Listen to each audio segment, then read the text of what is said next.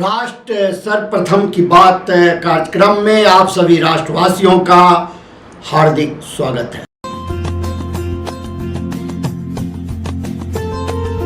प्रधानमंत्री नरेंद्र मोदी ने आज नई दिल्ली स्थित भारत मंडपम में भारतीय मौसम विभाग के 150वें स्थापना दिवस के अवसर पर आयोजित समारोह में भाग लिया। उन्होंने इस अवसर पर आईएमडी के 150 वर्ष पूरा होने की शुभकामनाएं दी और इसे भारत के लिए एक बहुत ही गौरवशाली क्षण बताया। उन्होंने इस अवसर पर राष्ट्रीय मौसम विज्ञान ओलंपियाड में जीतने वाले युवाओं को बहुत बहुत शुभकामनाएं दी। उन्होंने कहा कि यह एक बहुत महत्वपूर्ण आयोजन था जिससे युवाओं की मौसम विज्ञान में रुचि बढ़ेगी। प्रधानमंत्री नरेंद्र मोदी ने इसके अतिरिक्त मकर संक्रांति के पर्व की भी याद दिलाई। उन्होंने कहा कि आईएमडी की स्थापना 15 जनवरी को मकर संक्रांति के बेहद करीब की गई थी। उन्होंने बताया कि किस तरह वे भी मकर संक्रांति के दौरान बहुत ही उल्लास से अपने राज्य में यह पर्व को मनाते थे। प्रधानमंत्री मोदी ने सभी देशवासियों को मकर संक्रांति की शुभकामनाएं दी।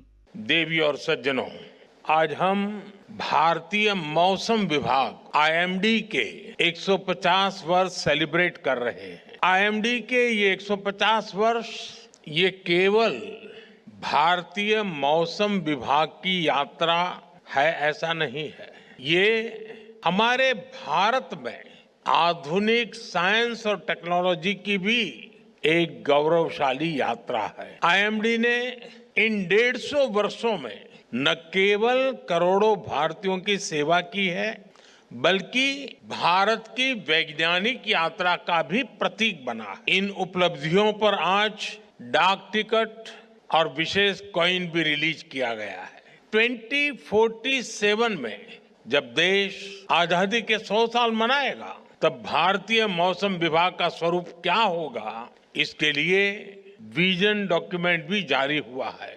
मैं आप सभी को और सभी देशवासियों को इस गौरवपूर्ण अवसर के लिए अनेक अनेक शुभकामनाएं देता हूं। आईएमडी ने 150 वर्षों की इस यात्रा से युवाओं को जोड़ने के लिए नेशनल मीटियोलॉजिकल ओलंपियाड का आयोजन भी किया था। इसमें हजारों छात्रों ने हिस्सा लिया। इससे मौसम विज्ञान में उनकी रुचि और बढ़ेगी। मुझे अभी इसमें से कुछ युवा मित्रों से बातचीत करने का अवसर मिला और आज भी मुझे बताया गया कि हाँ, देश के सभी राज्यों के हमारे युवा यहाँ मौजूद है।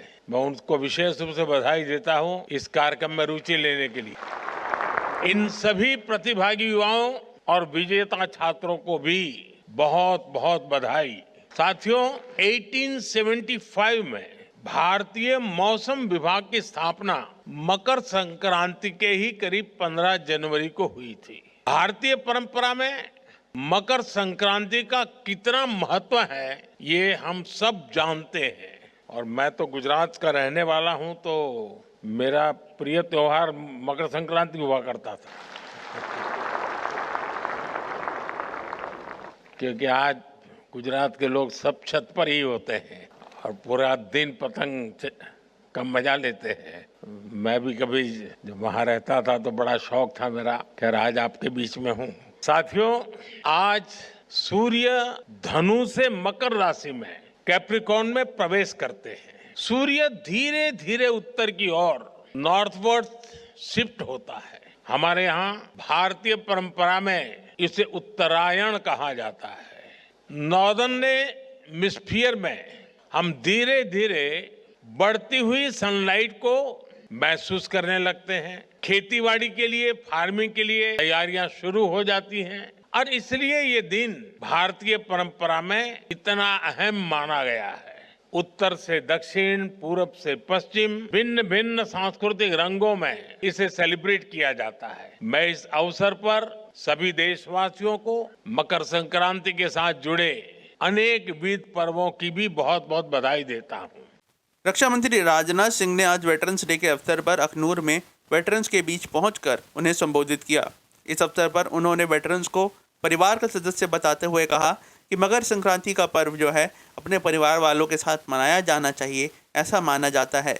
आज मैं अपनी लार्जर फैमिली यानी हमारे पूर्व सैनिकों के साथ संक्रांति का पर्व मनाने आया हूं। उन्होंने इस अवसर पर कश्मीर के मुख्यमंत्री उमर अब्दुल्ला को कश्मीर में शांति प्रयासों की बहाली के लिए धन्यवाद दिया और सुरक्षा के अन्य मुद्दों पर भी विचार साझा किए। क्या कहा, रक्षा मंत्री ने इस अवसर पर आप सुने उनका संबोधन। वेटरन डे के अवसर पर आज अखनूर में आप सबके बीच आना मैं मानता हूं कि हमारे लिए बहुत ही एक प्रसन्नता का विषय है। मैं यहाँ उपस्थित और पूरे देश के सारे वेटरन्स और उनके परिवारजनों को मकर संक्रांति और नव वर्ष की हार्दिक शुभकामनाएं देता हूं। ऐसा माना जाता है कि मकर संक्रांति का दिन अपने परिवार वालों के साथ मनाया जाना चाहिए। तो आज मैं अपनी लार्जर फैमिली यानी हमारे वेटरन्स के साथ संक्रांति का पर्व मनाने आप सबके बीच यहाँ आया हूँ। साथियों, नाम इसके भले ही अलग अलग हों, लेकिन आज के दिन का उल्लास पूरे देश में एक जैसा ही रहता है। इसलिए इस मंच से मैं आज के दिन का उत्सव मनाने वाले हर एक भारतीय को अपनी तरफ से ढेर सारी हार्दिक शुभकामनाएं देता हूं। और ये अच्छी बात है कि इस बार का वेटरन्स डे समारोह हम सब अखनूर कश्मीर में मना रहे हैं। यह निश्चित रूप से हमारे लिए बहुत बड़ा क्षण है, क्योंकि आप देखिए 3 वर्षों से जाने अनजाने में या फिर चाहे अनचाहे सरकारों ने कश्मीर को अलग तरीके से ट्रीट किया है। इसका परिणाम यह हुआ है कि हमारे कश्मीरी भाई बहन कभी भी उस तरह का जुड़ाव महसूस नहीं कर पाए। मैं इतिहास के उन पन्नों को नहीं पलटना चाहता हूं, मैं बस यही कहना चाहता हूं कि वो पुराने दिन अब चले गए। अब हमारी सरकार की सबसे बड़ी प्राथमिकता है कि हमें कश्मीर और देश के बाकी हिस्सों में जो भी थोड़ी बहुत दिलों की दूरियां रही होंगी उसको मिटा देना है। और मैं उमर अब्दुल्ला साहब जो यहाँ के मुख्यमंत्री हैं, मैं उनको बधाई देना चाहता हूँ। इस दिशा में उनके द्वारा कदम उठाए जा रहे हैं। सरकार में आने के बाद हम अपने प्रयासों को जमीनी धरातल पर लेकर आए हैं। इस हमारे लिए कश्मीर क्या है यह ज्यादा बतलाने की जरूरत नहीं है। अखनूर में वेटरन डे का मनाया जाना इस बात को साबित करता है कि हमारे दिल में जो स्थान दिल्ली का है वही स्थान अखनूर का है, वही स्थान यह कश्मीर का है। हिमालय की तलहटी में स्थित यह क्षेत्र अपने आप में बहुत ही सुंदर जगह तो है ही, इसके साथ साथ इस स्थान का एक ऐतिहासिक महत्व भी है। कहा जाता है कि यहाँ की गुफाओं में पांडव अपने वनवास के दौरान रुके थे, जो जिस म्यूजियम का आज मैंने लोकार्पण किया है। केंद्रीय रेल मंत्री अश्विनी वैष्णव ने आज भाजपा मुख्यालय में आयोजित प्रेस वार्ता को संबोधित किया। इस अवसर पर उन्होंने महाकुंभ के दौरान रेलवे के तैयारियों की जानकारी दी और साथ ही साथ दिल्ली में रेलवे के संदर्भ में हुए कार्यों को भी बताया। उन्होंने बताया कि महाकुंभ के दौरान यात्रियों की सुविधा के लिए बहुत सुंदर होल्डिंग एरिया बनाए गए हैं और साथ ही साथ तैयारियों का जायजा लेने हेतु वॉर रूम भी बनाए गए हैं। इस अवसर पर उन्होंने दिल्ली के 13 स्टेशनों के रीडेवलपमेंट की जानकारी दी और कहा कि सफदरजंग और बिजवासन स्टेशन लगभग बनकर तैयार हो चुके हैं। अरेंजमेंट्स किए गए और छोटा सा रोल रेलवे का भी इसमें रहा है। 13,000 के आसपास स्पेशल गाड़ियां हैं, करीब करीब पिछले 3 साल से काम कर रहे हैं। वहाँ के प्रयागराज के आसपास के पूरे एरिया के इंफ्रास्ट्रक्चर को सुधारने में करीब 5,000 करोड़ रुपए का इन्वेस्टमेंट किया है टोटल, और बहुत सारी कैपेसिटी बढ़ाई गई है। पहले जहाँ 40 लाख लोगों को एक साथ एक दिन के अंदर इवैक्यूएट करने की फैसिलिटी होती थी, उसकी जगह करीब अब 1 करोड़ से ज्यादा लोगों को एक दिन में इवैक्यूएट कर सके, वैसी फैसिलिटीज की गई है। बहुत सुंदर होल्डिंग एरियाज बनाए गए हैं जिससे कि श्रद्धालु भक्तजन आराम से अपने श्रद्धा स्नान वगैरह करके दर्शन वगैरह करने के बाद में वापस आके अच्छी जगह होल्डिंग एरिया में बैठे और बैठ के एक सिस्टमेटिक तरीके से प्लेटफॉर्म की तरफ जाएं। बहुत इनोवेशंस भी किए गए, वॉर रूम्स बनाए हुए हैं। अभी हाल ही में रेलवे बोर्ड का वॉर रूम भी खुला। आज का दिन विशेष इसलिए है कि आज से सबसे बड़ी गैदरिंग चालू होती है, शाही स्नान से चालू होती है। साथ ही साथ साथियों, रेलवे का दिल्ली प्रदेश की तरफ भी बहुत बड़ा डेवलपमेंट का काम चल रहा है। मैं आपको डिटेल में बताने के लिए आया हूँ दिल्ली प्रदेश में किस तरह से रेलवे का डेवलपमेंट का काम बहुत तेजी से चल रहा है। आप सब जानते हैं कि 10 साल पहले दिल्ली प्रदेश के लिए मात्र 96 करोड़ रुपीस का रेलवे का एलोकेशन होता था। 10 साल पहले यूपीए सरकार में मात्र 96 करोड़ रुपीस का एलोकेशन होता था। अब 2,582 करोड़ रुपए का एलोकेशन है, यानी 27 गुना बढ़ के 2,582 करोड़ रुपए का एलोकेशन है। बहुत सारे नए प्रोजेक्ट्स हाथ में लिए गए। सबसे जो इम्पोर्टेंट है, दिल्ली में ज्यादातर स्टेशंस बहुत पुराने हो चुके थे, उनका रीडेवलपमेंट का काम कभी हाथ में लिया नहीं गया था। तो दिल्ली में 13 महत्वपूर्ण स्टेशंस हैं जो कि दूर दराज से आने वाले पैसेंजर्स के लिए, दिल्ली के निवासियों के लिए, यात्रियों के लिए, ट्रांजिट करने वाले यात्रियों के लिए इन सबको सुविधाएं देते हैं। उन 13 स्टेशन स्टेशंस को पुनर्निर्माण किया जा रहा है, रीडेवलप किया जा रहा है, जिसमें पुराने स्टेशन की जगह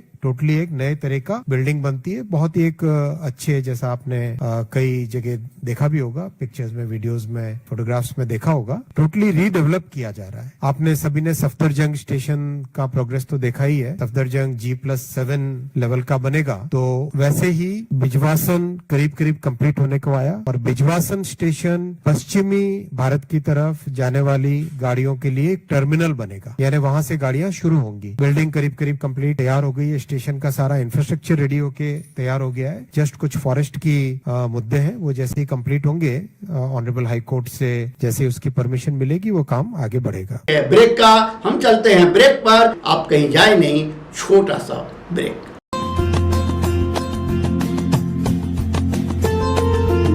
Kamal Buildtech Private Limited, fulfilling promises. With our professional team and experience of delivering projects, in past we guarantee you peace of mind and top quality work in an affordable price. Shreya Furnishing wishes you a very happy new year. Our company is the biggest wholesale showroom in India with the finest fabric catering to all segments of the market. Visit our shop 1/88 WHS Timber Market, Kirtinagar, New Delhi. और अधिक खबरों के लिए आप हमारे YouTube channel दैनिक India दर्पण को अभी सब्सक्राइब करें और नोटिफिकेशन के लिए बेल आइकन को प्रेस करना ना भूलें। राष्ट्र सर्वप्रथम की बात कार्यक्रम में ब्रेक के बाद एक बार फिर आप सभी राष्ट्रवासियों का स्वागत है। दिल्ली के पूर्व स्वास्थ्य मंत्री सत्येंद्र जैन ने आज मीडिया को क्राउड फंडिंग के मामले को लेकर संबोधित किया। उन्होंने इस अवसर पर जनता से अपने चुनावी प्रक्रिया के लिए क्राउड फंडिंग के माध्यम से पार्टी की वेबसाइट पर दान देने का आह्वान किया। उनके साथ इस अवसर पर आम आदमी पार्टी से राज्यसभा सांसद संजय सिंह भी उपस्थित रहे। क्या कहा दोनों राजनीतिज्ञों ने इस अवसर पर, आप सुने उनका संबोधन। आज दिल्ली में इलेक्शन होने जा रहे हैं जल्दी। मैं आपके सामने आया हूं।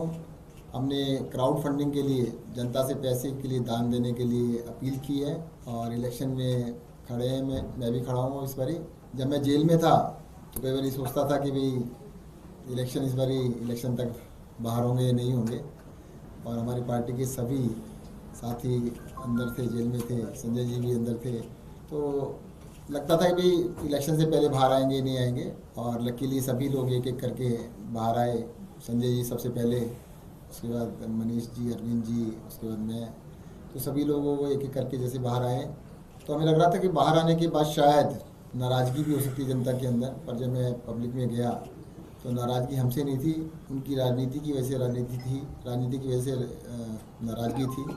वो कह रहे थे कि भाई इलेक्शन में, पॉलिटिक्स के अंदर एक दूसरे से कंपटीशन तो होना चाहिए काम करने के प्रति, कि आप एक पार्टी ने काम किया तो दूसरी पार्टी को उससे ज़्यादा अच्छा काम करके दिखाना चाहिए।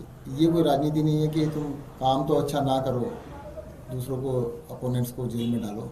मैं आपके माध्यम से सभी से अपील करता हूँ कि काम की राजनीति को आगे बढ़ाने के लिए आम आदमी पार्टी की वेबसाइट पर जाकर मुझे इलेक्शन लड़ने के लिए आप डोनेट करें।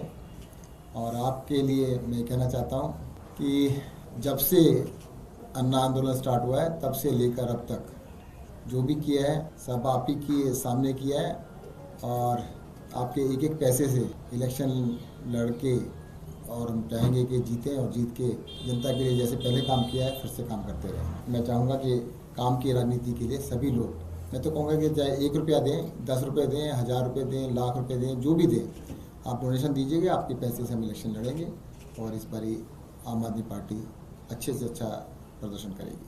अभी आपने देखा सत्येंद्र जैन जी ने क्राउड फंडिंग के लिए दिल्ली की जनता से अपील की है, और मैं समझता हूं कि राजनीति में पारदर्शिता, राजनीति के अंदर साफ सुथरा चरित्र होना आवश्यक है, अदरवाइज लोग आपके ऊपर भरोसा नहीं करते।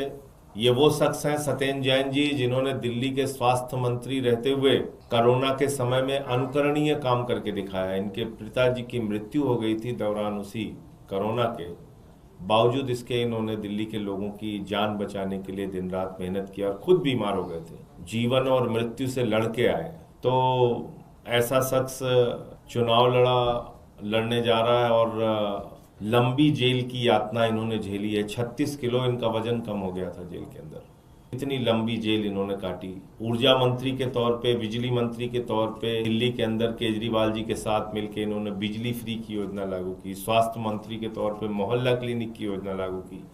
तो ये जो सब कुछ परिवर्तन दिल्ली के अंदर आपको देखने को मिलता है टीम केजरीवाल का, उसके प्रमुख सहयोगी सत्येंद्र जैन जी हैं। तो इन्होंने आपसे जो अपील की है उसमें बढ़ चढ़ कर हिस्सा लीजिए। और आम आदमी पार्टी तो वो पार्टी है जिसने 2013 के इलेक्शन में जब हमारा चंदा पूरा हो गया था तो हमने घोषित करके कहा था कि अब हमें और चंदा नहीं चाहिए। ये हमने घोषणा की थी उस चुनाव के अंदर।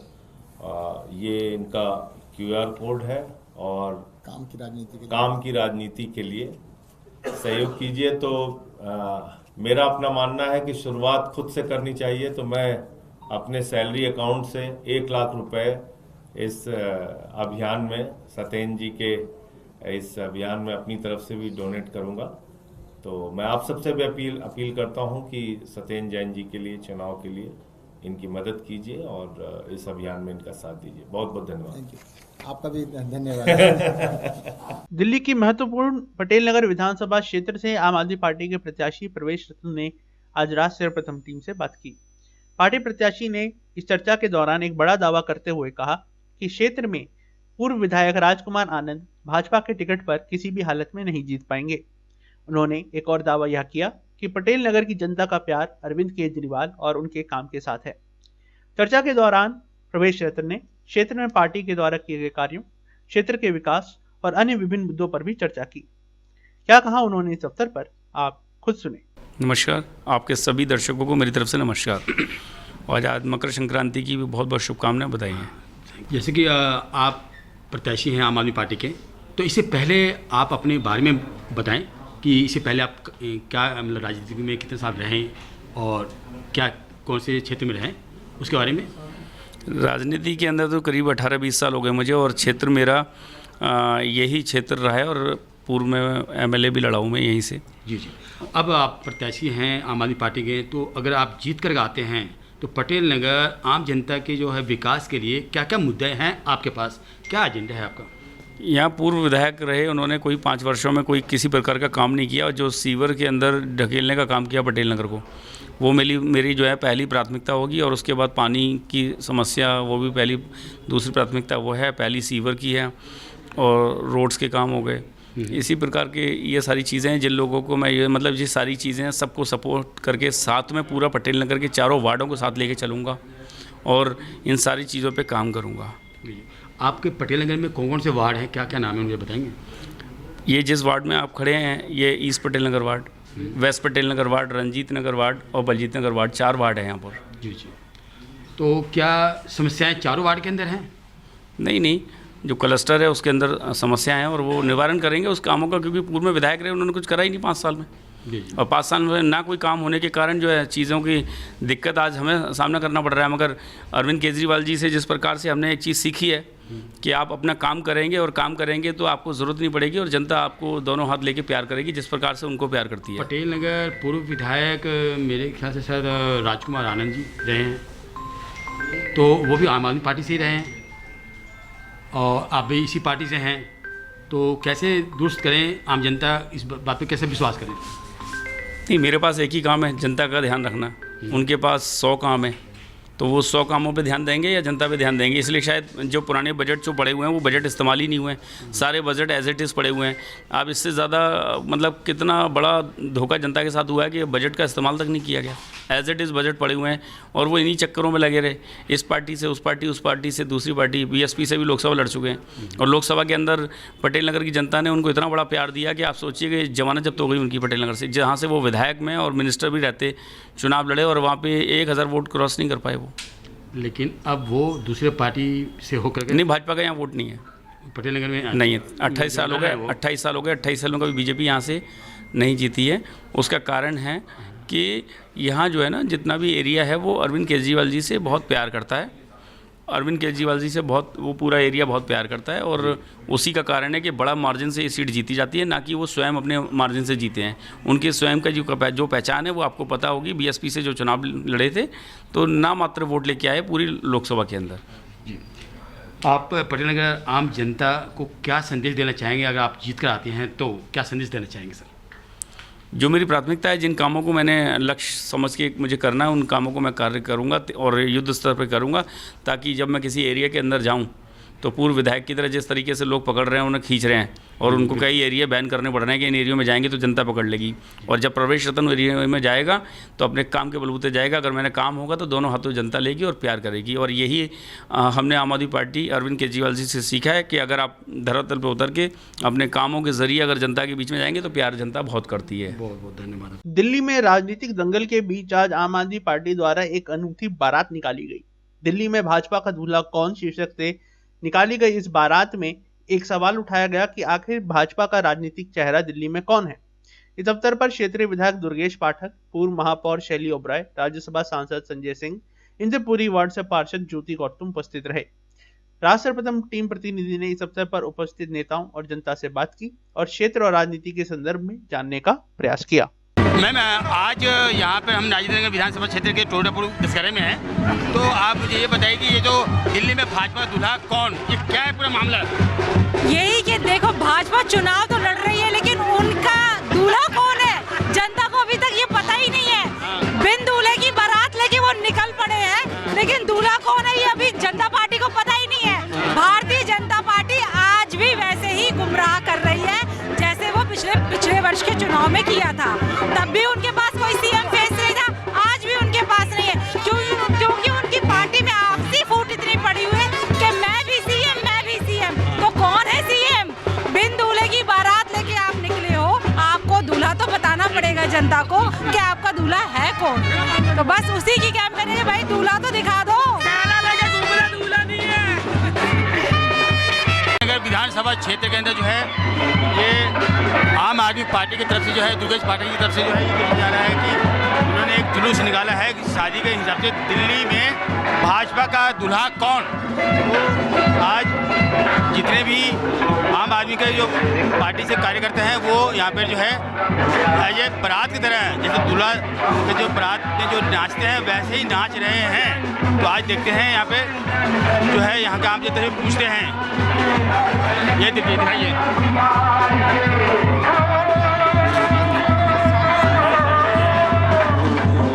इतना दृश्य देखिए, ये दृश्य देखिए पैसे को जो है बरसाव दिए। ये ऐसा लग रहा है जैसे कि शादी में नाच रहे हो, बराती नाच रहे हो। कुछ बोलना चाहिए? आप क्यों डांस कर रही हैं यहाँ पे? हम डांस कर रहे हैं कि बीजेपी का दूल्हा कहाँ है। अच्छा, पूछ रहे हैं बीजेपी से कि बीजेपी आपका दूल्हा कहाँ है। पूरा में तो है ही नहीं, पूरा में बैठा नहीं है। तो इसी खुशी में नाच रहे कि आपका दूल्हा कहाँ है। अच्छा, बीजेपी का दूल्हा कौन, मोदी क्यों है मौन? बीजेपी का दूल्हा कौन, मोदी क्यों है मौन?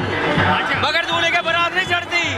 तो इसलिए ये बारात फेल होगी 100%। मोदी जी की सरकार दिल्ली में कभी नहीं आ सकती भाजपा।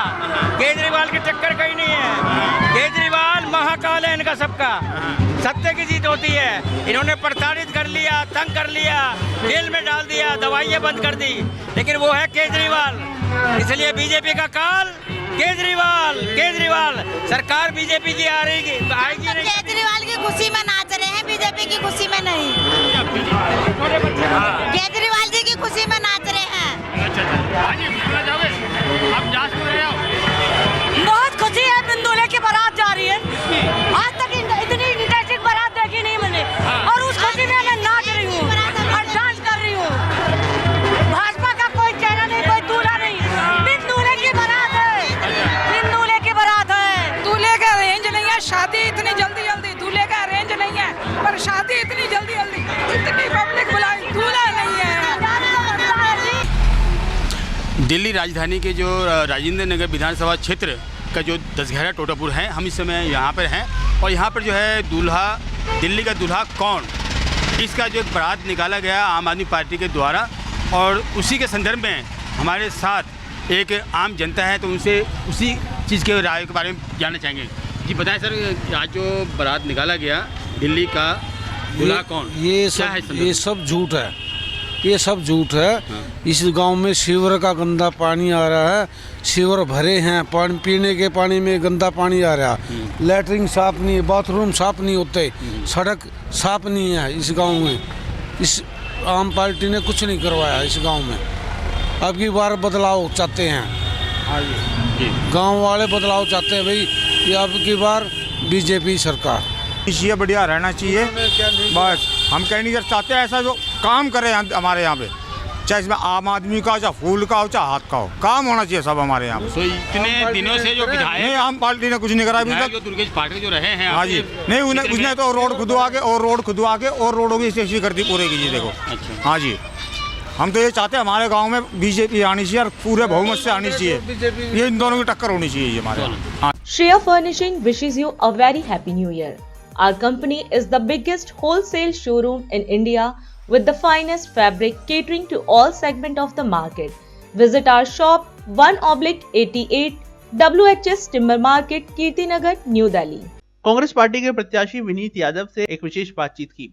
विनीत यादव छात्र राजनीति से जुड़े रहे हैं और 11 वर्षों से क्षेत्रीय राजनीति में सक्रिय हैं। विनीत यादव के सामने आम आदमी पार्टी के वर्तमान विधायक दुर्गेश पाठक खड़े हैं। टीआईडी न्यूज व राष्ट्र प्रथम टीम प्रतिनिधि ने इस अवसर पर कांग्रेस पार्टी के प्रत्याशी से क्षेत्र की राजनीति, उसके विकास और मुद्दों को लेकर चर्चा की। क्या कहा कांग्रेस प्रत्याशी ने इस चर्चा में, आप सुने उनके विचार। जैसा कि आपने अभी बताया कि मैं कांग्रेस पार्टी का राजेंद्र नगर विधानसभा का उम्मीदवार विनीत यादव हूँ। मैं छात्र राजनीति से जुड़ा रहा, मेरी 30 वर्ष आयु है और लगभग मेरा 11 साल का राजनीतिक सफ़र है। जब मैं अपना स्कूल पास आउट करके कॉलेज में गया था तो छात्र राजनीति से जुड़ा। उसके बाद मैं राहुल जी की सोच को आगे बढ़ाते हुए यूथ कांग्रेस को मैंने ज्वाइन किया। फिर राजेंद्र नगर विधानसभा क्षेत्र का युवा कांग्रेस का विधानसभा अध्यक्ष का चुनाव लड़कर निर्वाचित हुआ। फिर कुछ समय बाद मैं राजेंद्र नगर विधानसभा के बाद जिला करोल बाग का जिला अध्यक्ष नियुक्त हुआ। लगभग 7,000 वोटों से मैं जीत के आया था जी। और फिर पार्टी ने मुझ पर विश्वास जताया और मुझे ये मौका दिया जी। अगर आप राजेंद्र नगर विधानसभा क्षेत्र से जीत कर आते हैं तो राजेंद्र नगर विधानसभा क्षेत्र के जो आम जनता है उनके लिए क्या क्या मुद्दे हैं, क्या बताना चाहेंगे उसके बारे में? राजेंद्र नगर विधानसभा क्षेत्र में देखिए कि ऐसा है कि पिछले कई वर्षों से 11 साल से आज आम आदमी पार्टी की सरकार है दिल्ली में और राजेंद्र नगर विधानसभा क्षेत्र में लगभग ऐसा कोई काम नहीं है, कोई नया काम, कोई नई सड़क, कुछ नहीं किया इन्होंने। सिर्फ झूठे वादे किए, कोई काम धरातल पर नहीं आया। ज़मीन पर आप आज घूम कर देखिए राजेंद्र नगर विधानसभा क्षेत्र के अंदर सड़कें टूटी हुई हैं, पानी गंदा आ रहा है और कोई जो उनके वादे थे उन्होंने कोई वादा पूरा नहीं किया अपना। हमारी सरकार आती है तो हम सबसे पहले तो पानी की समस्या दूर करेंगे। ठीक है। गंदा पानी जो आ रहा है उसको साफ पानी में लाने का हम प्रयास करेंगे और जितनी सड़कें टूटी हुई हैं सभी को नई सड़कों को बनाया जाएगा। जैसा कि यहाँ का जो विधायक हैं जो भी हैं इस समय प्रेजेंट पे, और वो जो कह रहे हैं कि हम आम जनता को बहुत काम किया है, बहुत वो किया है और इस तरह से तो देखिए इसका जवाब तो दुर्गेश जी आपको बेहतर दे पाएंगे। दुर्गेश जी ने क्या काम किया है ये तो लोग पूछ रहे हैं उनसे। आज वो लोग जब वो इलाकों में जाते हैं, आजकल वो जब पदयात्राएं करते हैं, लोगों के बीच जाते हैं, तब लोग उनसे सवाल करते हैं। मेरे साथ जिस दिन मैं नारायणा क्षेत्र में था तो बाबा बाग मंदिर के अंदर एक कीर्तन का आयोजन चल रहा था और कुदरती दुर्गेश जी भी वहीं पहुंच गए और मैं भी वहीं था। तो महिलाओं ने उनसे वहीं सवाल किया, उनको बोला कि उन्होंने बोला उनसे, जब उन्होंने वोट मांगा तो उन्होंने बोला उनको कि नहीं हम आपको वोट नहीं देंगे, आपने पानी दिया है हमें, पानी नहीं दिया उनको, गंदा पानी आ रहा है, कोई ऐसा काम नहीं है जो उनके, और लोग उनसे पूछ रहे हैं। ये सवाल का जवाब आज हम इस कार्यक्रम में आपसे विदा लेते हैं। आप अन्य खबरों के लिए बने रहे। राष्ट्र सर्वप्रथम, वंदे मातरम, जाग उठा है भारत। राष्ट्र सर्वप्रथम।